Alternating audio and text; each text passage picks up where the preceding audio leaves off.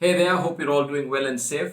As you know, I have joined Arona and doing a three-part video series on entrepreneurship.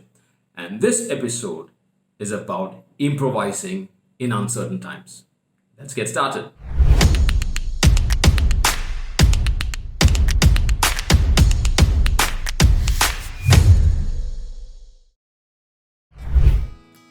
Hi folks, hope you're all safe and well. My name is Daniel Thambiraja and let me welcome you to this segment on entrepreneurship.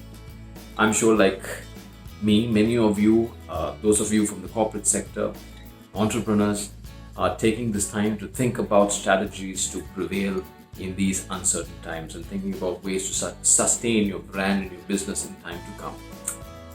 And the truth is this, guys, as we've seen in modern startups, we've constantly have had to adapt to constant change in our environments. So much so that today entrepreneurs are compelled to think up and consider different alternatives simply because the rate of change far exceeds our capacity to plan for each of these scenarios. And COVID-19 is a simple example.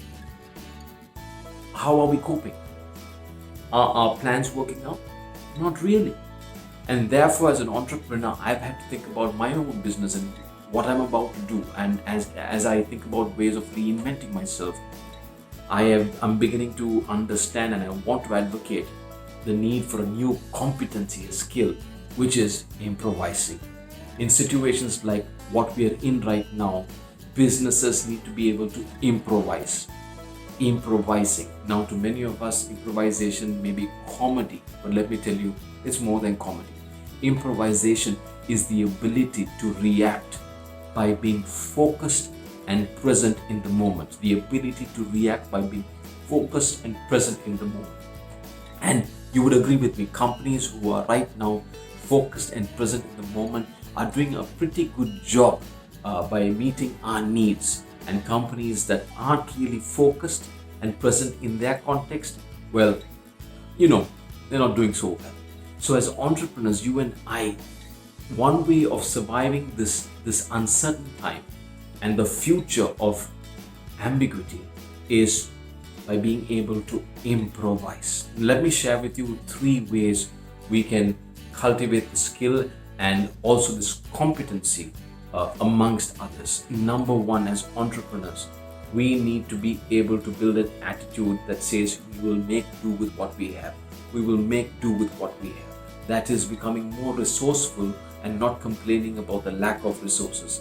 Being more resourceful. In other words, doing whatever we can with the limited resources we have. Of course, what this means is that there's likelihood to be error. And what I would suggest is that as entrepreneurs, we need to be open to the fact that there will be errors in our process. But the more we are open to these human errors, the better we will become at improvising. That's number 1.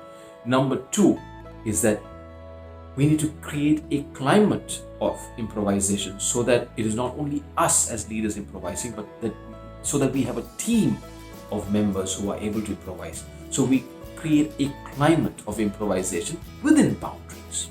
A simple strategy is to create personal autonomy.